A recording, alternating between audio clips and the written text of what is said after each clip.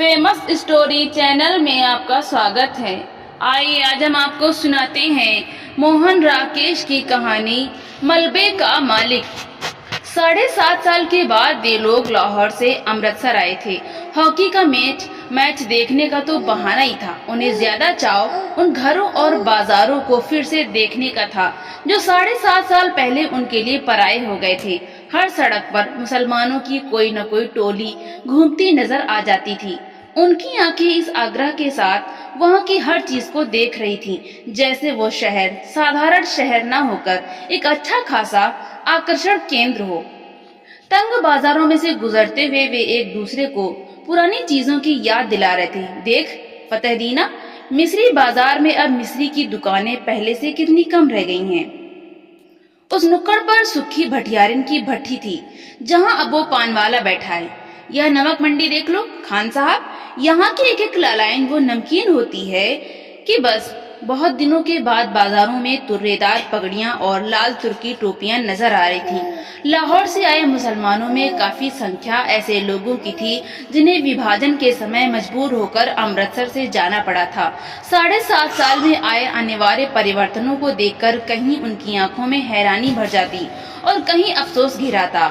वल्लाह, कटरा जयमल सिंह इतना चौड़ा कैसे हो गया? क्या इस तरफ के सब के सब मकान जल गए थे?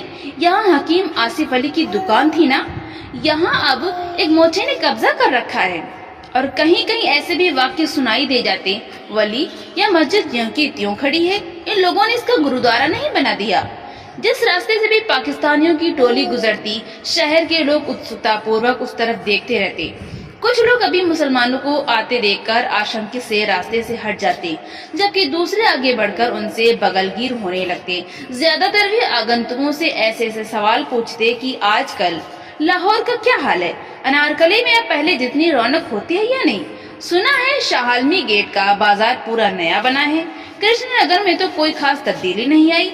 वहाँ का रिश्वतपुरा क्या वाकई रिश्वत के पैसे से बना है? कहते हैं पाकिस्तान में अब बुर्का बिल्कुल उड़ गया है, ये ठीक है? इन सवालों में इतनी आत्मीयता झलकती थी कि लगता था लाहौर एक शहर नहीं, हजारों लोगों का सगा संबंधी है जिसके हाल जानने के लिए वे उत्सुक हैं। लाहौर से आए लोग उस दिन शहर भर के मेहमान थे, जिनसे मिलकर और बातें करके लोगों को बहुत खुशी हो रही थी। बाजार बांसा अमृतसर का एक उजड़ा सा बाजार है, जहां विभाजन से पहले ज्यादातर निचले तबके के मुसलमान रहते थे। वहाँ ज्यादातर बांसों और शहतीरों की ही दुकानें थीं, जो सब की सब एक ही आग में जल गई थीं। बाजार बांसा की वो आग अमृतसर की सबसे भयानक आग थी, जिससे कुछ देर के लिए तो सारे शहर के जल जाने का अंदेशा पैदा हो गया था। बाजार बांसा के आसपास के कई मोहल्लों को तो उस आग ने अपनी लपेट में ले ही लिया था। खैर, किसी तरह वो आग काबू में आ गई थी, पर उसमें मुसलमानों के एक एक घर के साथ हिंदुओं के भी 4-4, 6-6 घर जलकर राख हो गए थे। अब 7.5 साल में उनमें से कई इमारतें फिर से खड़ी हो गईं, मगर जगह जगह मलबे के ढेर अभी मौजूद थे। नई इमारतों के बीच बीच वे मलबे के ढेर एक अजीब वातावरण प्रस्तुत करते थे। बाजार बांसा में उस दिन भी चहल पहल नहीं थी, क्योंकि उस बाजार के रहने वाले ज्यादातर लोग तो अपने मकानों के साथ ही शहीद हो गए थे, और जो बचकर चले गए थे उनमें से शायद किसी में भी लौट कर आने की हिम्मत नहीं रही थी। सिर्फ एक दुबला पतला बुढ़ा मुसलमान ही उस दिन उस वीरान बाजार में आया और वहां की नई और जली हुई इमारतों को देखकर जैसे भूल भुलैया में पड़ गया। बाईं तरफ जाने वाली गली के पास पहुंचकर उसके पैर अंदर मोड़ने को हुए, मगर फिर वो हिचकिचाकर वहां बाहर ही खड़ा रह गया, जैसे उसे विश्वास नहीं हुआ कि यह वही गली है जिसमें वो जाना चाहता है। गली में एक तरफ कुछ बच्चे कीड़ी कीड़ा खेल रहे थे और कुछ फासले पर 2 स्त्रियां ऊंची आवाज में चीखती हुई एक दूसरे को गालियां दे रही थी। सब कुछ बदल गया, मगर बोलियां नहीं बदली। बुढ़े मुसलमान ने धीमे स्वर में अपने से कहा और छड़ी का सहारा लिए खड़ा रहा। उसके घुटने पाजामे से बाहर को निकल रहे थे। घुटनों से थोड़ा ऊपर शेरवानी में 3-4 पैबंद लगे थे। गली से एक बच्चा रोता हुआ बाहर आ रहा था। उसने उसे पुचकारा, इधर आ बेटे, आ, तुझे चीजें देंगे, आ। और वो अपनी जेब में हाथ डालकर उसे देने के लिए कोई चीज ढूंढने लगा। बच्चा एक क्षण के लिए चुप कर गया, लेकिन फिर उसी तरह होंठ बिसूर कर रोने लगा। एक 16-17 साल की लड़की गली के अंदर से दौड़ती हुई आई और बच्चे को बांह से पकड़कर गली में ले चली। बच्चा रोने के साथ साथ अब अपनी बांह छुड़ाने के लिए मचलने लगा। लड़की ने उसे अपनी बाहों में उठाकर साथ सटा लिया और उसका मुंह चूमती हुई बोली, चुप कर, कसम खाने, रोएगा तो वो मुसलमान तुझे पकड़ कर ले जाएगा, कह रही हूँ चुप कर। बूढ़े मुसलमान ने बच्चे को देने के लिए जो पैसा निकाला था वो उसने वापस जेब में रख लिया। सिर से टोपी उतारकर वहां थोड़ा खुजलाया और टोपी अपनी बगल में दबा ली। उसका गला खुश्क हो रहा था और घुटने थोड़ा कांप रहे थे। उसने गली के बाहर के एक बंद दुकान के तख्ते का सहारा ले लिया और टोपी फिर से सिर पर लगा ली। गली के सामने जहाँ पहले ऊंचे ऊंचे शहतीर रखे रहते थे, वहाँ अब एक तिमंजिला मकान खड़ा था। सामने बिजली के तार पर दो मोटी मोटी चीलें बिल्कुल जड़ सी बैठी थीं। बिजली के खंभे के पास थोड़ी धूप थी। वो कई पल धूप में उड़ते जर्रों को देखता रहा। फिर उसके मुंह से निकला, या मालिक। एक नवयुवक चाबियों का गुच्छा घुमाता गली की तरफ आया। बुढ़े को वहाँ खड़े देखकर उसने पूछा, कहिए मियाँ जी, यहाँ किस लिए खड़े हैं? बुढ़े मुसलमान को छाती और बाहों में हल्की सी कपकपी महसूस हुई। उसने होठों पर जबान फेरी और नवयुवक को ध्यान से देखते हुए कहा, बेटे तेरा नाम मनोरी है ना? नवयुवक ने चाबियों के गुच्छे को हिलाना बंद करके अपनी मुट्ठी में ले लिया और कुछ आश्चर्य के साथ पूछा, आपको मेरा नाम कैसे मालूम है? 7.5 साल पहले तो इतना सा था, कहकर बुढ़े ने मुस्कुराने की कोशिश की। आप आज पाकिस्तान से आए हैं? हाँ, पहले हम इसी गली में रहते थे, बुढ़े ने कहा। मेरा लड़का चिरागदीन तुम लोगों का दर्जी था। तकसीम से 6 महीने पहले हम लोगों ने यहाँ अपना नया मकान बनवाया था। ओ गनी मियाँ, मनोरी ने पहचान कर कहा। हाँ बेटे, मैं तुम लोगों का गनी मियाँ हूँ। चिराग और उसके बीवी बच्चे तो अब मुझे मिल नहीं सकते, मगर मैंने सोचा कि एक बार मकान की ही सूरत देख लूं। बुढ़े ने टोपी उतारकर सिर पर हाथ फेरा और अपने आंसुओं को बहने से रोक लिया। तुम तो शायद काफी पहले यहाँ से चले गए थे, मनोरी के स्वर में संवेदना भर आई। हाँ बेटे, यह मेरी बदबख्ती थी कि मैं अकेला पहले निकलकर चला गया था। यहाँ रहता तो उसके साथ मैं भी, कहते हुए उसे एहसास हुआ कि यह बात उसे नहीं कहनी चाहिए। उसने बात को मुंह में रोक लिया पर आंखों में आए आंसुओं को नीचे बह जाने दिया। छोड़ो गनी मियाँ, अब उन बातों को सोचने में क्या रखा है। मनोरी ने गनी की बाह अपने हाथ में ले ली। चलो तुम्हें तुम्हारा घर दिखा दूं। गली में खबर इस तरह फैली थी कि गली के बाहर एक मुसलमान खड़ा है जो रामदासी के लड़के को उठाने जा रहा था। उसकी बहन वक्त पर उसे पकड़ लाई, नहीं तो वो मुसलमान उसे ले गया होता। यह खबर मिलते ही जो इसने गली में पीढ़े बिछाकर बैठी थी, वे पीढ़े उठाकर घरों के अंदर चली गईं। गली में खेलते बच्चों को भी उन्होंने पुकार पुकार कर घरों के अंदर बुला लिया। मनोरी गनी को लेकर गली में दाखिल हुआ तो गली में सिर्फ एक फेरी वाला रह गया था। यह रखा पहलवान जो कुएं पर उगे पीपल के नीचे बिखर कर सोया था। हाँ, घरों की खिड़कियों में से और किवाड़ों के पीछे से कई चेहरे गली में झांक रहे थे। मनोरी के साथ गनी को आते देखकर उनमें हल्की चिमगोइयां शुरू हो गईं। दाढ़ी के सब बाल सफेद हो जाने के बावजूद चिरागदीन के बाप अब्दुल गनी को पहचानने में लोगों को दिक्कत नहीं हुई। वो था तुम्हारा मकान, मनोरी ने दूर से एक मलबे की तरफ इशारा किया। गनी पल भर ठिठक कर फटी फटी आंखों से उस तरफ देखता रहा। चिराग और उसकी बीवी बच्चों की मौत को वो काफी पहले स्वीकार कर चुका था, मगर अपने नए मकान को इस शक्ल में देखकर उसे जो झुरझुरी हुई उसके लिए वो तैयार नहीं था। उसकी जुबान पहले से और खुश हो गई और घुटने भी ज्यादा कांपने लगे। यह मलबा? उसने अविश्वास के साथ पूछ लिया। मनोरी ने उसके चेहरे के बदले हुए रंग को देखा, उसकी बाहों को थोड़ा और सहारा देकर जड़ से स्वर में उत्तर दिया, तुम्हारा मकान उन्हीं दिनों जल गया था। गनी छड़ी के सहारे चलता हुआ किसी तरह मलबे के पास पहुंच गया। मलबे में अब मिट्टी ही मिट्टी थी, जिसमें से जहां तहां टूटी और जली हुई ईंटें बाहर झांक रही थी। लोहे और लकड़ी का सामान उसमें से कब का निकाला जा चुका था। केवल एक जले हुए दरवाजे का चौखट न जाने कैसे बचा रह गया था। पीछे की तरफ 2 जली हुई अलमारियां थी, जिनकी कालिक पर अब सफेदी की हल्की हल्की तह उभर आई थी। उस मलबे को पास से देखकर गनी ने कहा, यह बाकी रह गया है यहाँ? और उसके घुटने जैसे जवाब दे गए और वो वहीं जले हुए चौखट को पकड़कर बैठ गया। क्षण भर बाद उसका सिर भी चौखट से जा सटा और उसके मुख से बिलखने की सी आवाज निकली, हाय ओए चिरागदीना। जले हुए किवाड़ का वो चौखट मलबे में से सिर निकाले 7.5 साल खड़ा तो रहा था, पर उसकी लकड़ी बुरी तरह भुरभुरा गई थी। गनी के सिर के छूने से उसके कई रेशे झड़कर आसपास बिखर गए। कुछ रेशे गनी की टोपी और बालों पर आ रहे। उन रेशों के साथ एक केंचुआ भी नीचे गिरा, जो गनी के पैर से 6-8 इंच दूर नाली के साथ साथ बनी ईंटों की पटरी पर इधर उधर सरसराने लगा।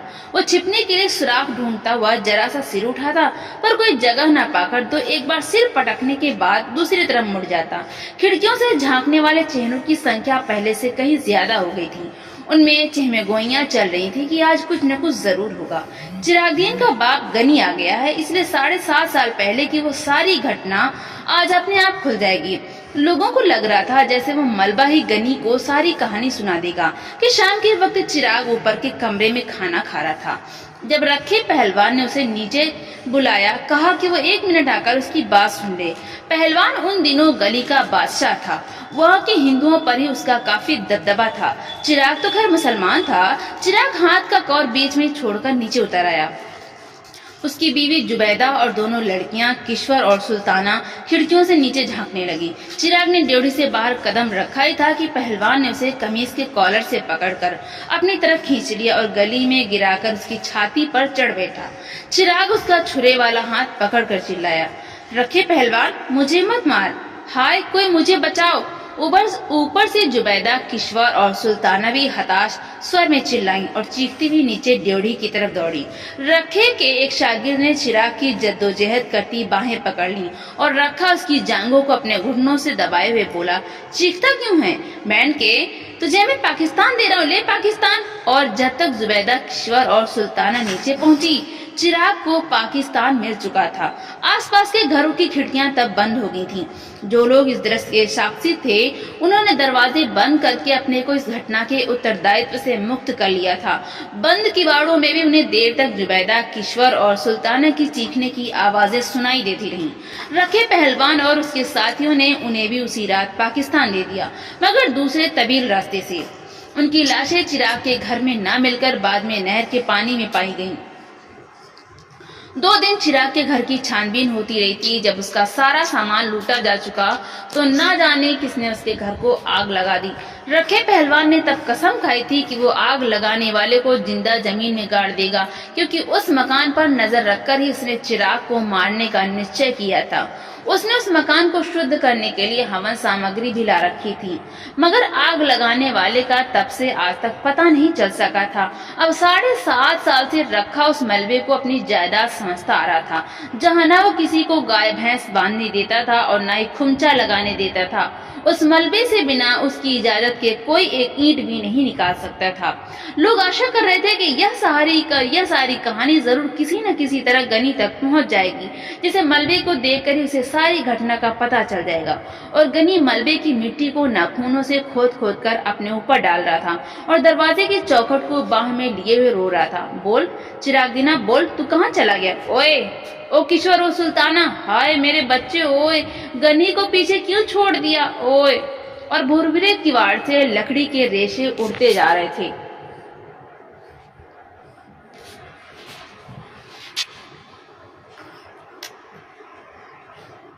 पीपल के नीचे सोए रखे पहलवान को जाने किसी ने जगा दिया या वो खुद ही जाग गया, यह जानकर कि पाकिस्तान से अब्दुल गनी आया है और अपने मकान के मलबे पर बैठा है।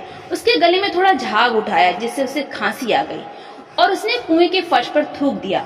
मलबे की तरफ देखकर उसकी छाती से धौंकने की सी आवाज निकली और उसका निचला होंठ थोड़ा बाहर को फैलाया। गनी अपने मलबे पर बैठा है। उसके शागिर्द लच्छे पहलवान ने उसके पास आकर बैठते हुए कहा, मलबा उसका कैसे है? मलबा हमारा है, पहलवान ने झाग से घरघराई आवाज में कहा। मगर वो वहां बैठा है, लच्छे ने आंखों में एक रहस्यमय संकेत लाकर कहा। बैठा है, तू चिलम ला। रखे की टांग थोड़ी फैल गई और उसने अपनी नंगी जांघों पर हाथ फेर लिया। मनोरी ने अगर उसे कुछ बता दिया तो? लच्छे ने चिलम भरने के लिए उठते हुए उसी रहस्यपूर्ण ढंग से कहा। मनोरी क्या शामत आई है? लच्छा चला गया। कुएं पर पीपल की कई पुरानी पत्तियां बिखरी थीं। रखा उन पत्तियों को उठाकर अपने हाथों से मसलता रहा। जब लच्छे ने चिलम के नीचे कपड़ा लगाकर चिलम उसके हाथ में दी तो उसने कश खींचते हुए पूछा, और तो किसी से गनी की बात नहीं हुई? नहीं, ले, और उसने खांसते हुए चिलम लच्छे के हाथ में दे दी। मनोहरी गनी की बाह पकड़े मलबे की तरफ से आ रहा था। लच्छा उकड़ू होकर चिलम के लंबे लंबे कश खींचने लगा। उसकी आंखें आधा क्षण रखे के चेहरे पर टिकती और आधा क्षण गनी की तरफ लगी रहती। मनोहरी गनी की बाह थामे उसे एकदम आगे चल रहा था, जैसे उसकी कोशिश हो कि गनी कुएं के पास से बिना रखे को देखे ही निकल जाए। मगर रखा जिस तरह बिखर कर बैठा था, उससे गनी ने उसे दूर से ही देख लिया। कुएं के पास पहुंचते ना पहुंचते उसकी दोनों बाहें फैल गईं और उसने कहा, रखे पहलवान। रखे ने गर्दन उठाकर और आंखें जरा छोटी करके उसे देखा। उसके गले में अस्पष्ट सी घरघराहट हुई, पर वो बोला नहीं। रखे पहलवान, मुझे पहचाना नहीं? गनी ने बाहें नीचे करके कहा, मैं गनी हूँ, अब्दुल गनी, चिरागदीन का बाप। पहलवान ने ऊपर से नीचे तक उसका जायजा लिया। अब्दुल गनी की आंखों में उसे देखकर एक चमक सी आ गई थी। सफेद दाढ़ी के नीचे उसके चेहरे की झुर्रियां भी कुछ फैल गई थी। रखे का निचला होंठ फड़का, फिर उसकी छाती से भारी सा स्वर निकला, सुना गनिया। गनी की बाहें फिर फैलने को हुई, पर पहलवान पर कोई प्रतिक्रिया न देखकर उसी तरह रह गई। वो पीपल का सहारा लेकर कुएं की सिल पर बैठ गया। ऊपर खिड़कियों में चहमेगोइयां तेज हो गईं कि अब दोनों आमने सामने आ गए हैं तो बात जरूर खुलेगी। फिर हो सकता है दोनों में गाली गलौज भी हो। अब रखा गनी को हाथ नहीं लगा सकता। अब वे दिन नहीं रहे बड़े मलबे का मालिक बनता था। असल में मलबा न इसका है न गनी का। मलबा तो सरकार की मलकियत है। मरदूत किसी को वहाँ गाय का खूंटा तक नहीं लगाने देता। मनोहरी भी डरपोक है। इसने गनी को बता क्यों नहीं दिया कि रखे ने चिराग और उसके बीवी बच्चों को मारा है? रखा आदमी नहीं, सांड है। दिन भर सांड की तरह गली में घूमता है। गनी बेचारा कितना दुबला हो गया, दाढ़ी के सारे बाल सफेद हो गए हैं। गनी ने कुएं की सिल पर बैठकर कहा, देख रखे पहलवान, क्या से क्या हो गया है? भरा पूरा घर छोड़कर गया था और यहाँ यह मिट्टी देखने आया हूँ। बसे घर की आज यही निशानी रह गई है। तू सच पूछे तो मेरा ये मिट्टी भी छोड़कर जाने को मन नहीं करता। और उसकी आंखें फिर छलछला आईं। पहलवान ने अपनी टांगे समेट ली और अंगोछा कुएं की मुंडेर से उठाकर कंधे पर डाल लिया। लच्छे ने उसकी तरफ चिलम बढ़ा दी। वो कश खींचने लगा, तू बता रखी यह सब हुआ किस तरह? गनी किसी तरह अपने आंसू रोक कर बोला, तुम लोग उसके पास थे। समय भाई भाई की सी मोहब्बत थी। अगर वो चाहता तो तुम में से किसी के घर में नहीं छिप सकता था। उसमें इतनी भी समझदारी नहीं थी। ऐसे ही रखे को स्वयं लगा कि उसकी आवाज में एक अस्वाभाविक सी गूंज है। उसके होंठ गाढ़े लाड़ से चिपक गए थे। मूंछों के नीचे से पसीना उसके होंठ पर आ रहा था। उसके माथे पर किसी चीज का दबाव महसूस हो रहा था और उसकी रीढ़ की हड्डी सहारा चाह रही थी। पाकिस्तान में तुम लोगों के क्या हाल हैं? उसने पूछा। उसके गले की नसों में तनाव आ गया था। उसने अंगोछे से बगलों का पसीना पोंछा और गले का झाग मुंह में खींचकर गली में ठोक दिया। क्या हाल बताऊं रखे? गनी दोनों हाथों से छड़ी पर बोझ डालकर झुकता हुआ बोला, मेरा हाल तो मेरा खुदा ही जानता है। चिराग वहाँ साथ होता तो और बात थी। मैंने उसे कितना समझाया था कि मेरे साथ चला चल, पर वो जिद पर अड़ा रहा कि नया मकान छोड़कर नहीं जाऊंगा। ये अपनी गली है, यहाँ कोई खतरा नहीं है। भोले कबूतर ने यह नहीं सोचा कि गली में खतरा न हो, पर बाहर से तो खतरा आ सकता है। मकान की रखवाली के लिए चारों ने अपनी जान दे दी। रखे ने सीधा होने की चेष्टा की क्योंकि उसकी रीढ़ की हड्डी बहुत दर्द कर रही थी। अपनी कमर और जांघों के जोड़ पर उसे सख्त दबाव महसूस हो रहा था। पेट की अंतड़ियों के पास से जैसे कोई चीज उसकी सांस को रोक रही थी। उसका सारा जिस्म पसीने से भीग गया था और उसके तलवों में चुनचुनाहट हो रही थी। बीच बीच में नीली फुलझड़ियां सी ऊपर से उतरती और तैरती हुई उसकी आंखों के सामने से निकल जाती। उसे अपने जबान और होठों के बीच एक फासला सा महसूस हो रहा था। उसने अंगोछे से होठों के कोनों को साफ किया। साथ ही उसके मुंह से निकला, हे प्रभु, तू ही है, तू ही तो है, तू ही है, तू ही है। गनी ने देखा कि पहलवान के होंठ सूख रहे हैं और उसकी आंखों के गिर्द दायरे गहरे हो गए हैं। वो उसके कंधे पर हाथ रखकर बोला, जो होना तो हो गया रखिया, उसे कोई लौटा थोड़े ही सकता है। खुदा नेक की नेकी बनाए रखे और बद की बदी माफ करे। मैंने आकर तुम लोगों को देख लिया, सो समझूंगा कि चिराग को देख लिया। अल्लाह तुम्हें सेहतमंद रखे। और वो छड़ी के सहारे उठ खड़ा हुआ। चलते उसने कहा, अच्छा रखे पहलवान।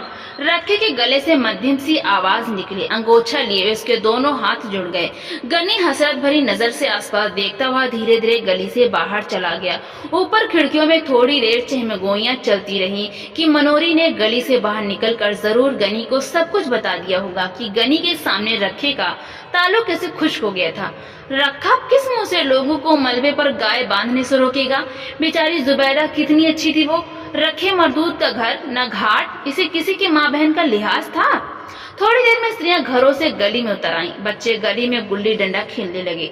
12-13 साल की लड़कियां किसी बात पर एक दूसरी से गुत्थम गुत्था हो गईं। रखा गहरी शाम तक कुएं पर बैठा खखारता और चिलम फूंकता रहा।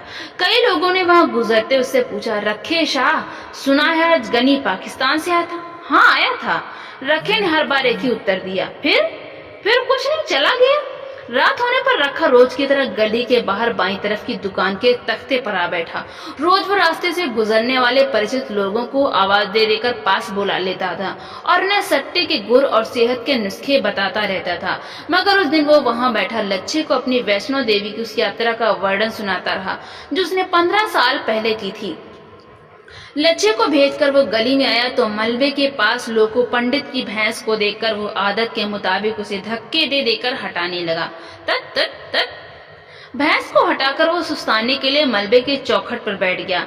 गली उस समय सुनसान थी। कमेटी की बत्ती ना होने से वहां शाम से ही अंधेरा हो जाता था। मलबे के नीचे नाली का पानी हल्की आवाज करता बह रहा था। रात की खामोशी को काटती हुई कई तरह की हल्की हल्की आवाजें मलबे की मिट्टी में से सुनाई दे रही थी। चू चू चू, चिक चिक चिक चिक चिक, किर्र किर्र किर्र। एक भटका हुआ कौवा ना जाने कहां से उड़कर उस चौखट पर आ बैठा। इसे लकड़ी के कई रेशे इधर उधर छितरा गए। कौवे के वहां बैठते ना बैठते मलबे के कोने में लेटा हुआ कुत्ता गुर्रा कर उठा और जोर जोर से भौंकने लगा। Wow wow wow. कौवा कुछ देर सहमा सा चौखट पर बैठा रहा, फिर पंख फड़फड़ाता कुएं के पीपल पर चला गया। कौवे के उड़ जाने पर कुत्ता और नीचे उतर आया और पहलवान की तरफ मुंह करके भौंकने लगा। पहलवान इसे हटाने के लिए भारी आवाज में बोला, दूर दूर दूर दूर। मगर कुत्ता और पास आकर भौंकने लगा। Wow wow wow wow wow. पहलवान ने एक ढेला उठाकर कुत्ते की तरफ फेंका। कुत्ता थोड़ा पीछे हट गया पर उसका भौंकना बंद नहीं हुआ। पहलवान कुत्ते को माँ की गाली देकर वहां से उठ खड़ा हुआ और धीरे धीरे जाकर कुएं की सिल पर लेट गया। उसके वहां से हटते कुत्ता गली में उतर आया और कुएं की तरफ मुंह करके भौंकने लगा। काफी देर भौंकने के बाद जब उसे गली में कोई प्राणी चलता फिरता नजर नहीं आया तो वह एक बार कान झटक कर मलबे पर लौट गया और वहां कोने में बैठकर गुर्राने लगा। तो दोस्तों, आपको ये कहानी कैसी लगी? लाइक करें, शेयर करें और कमेंट में जरूर बताएं कि आपको किस तरह की कहानी सुननी है और आपको कहानी कैसी लगी। अगर मेरे चैनल पर नए हैं तो चैनल को सब्सक्राइब जरूर करें। तो मिलते हैं अगली नई कहानी के साथ। बहुत बहुत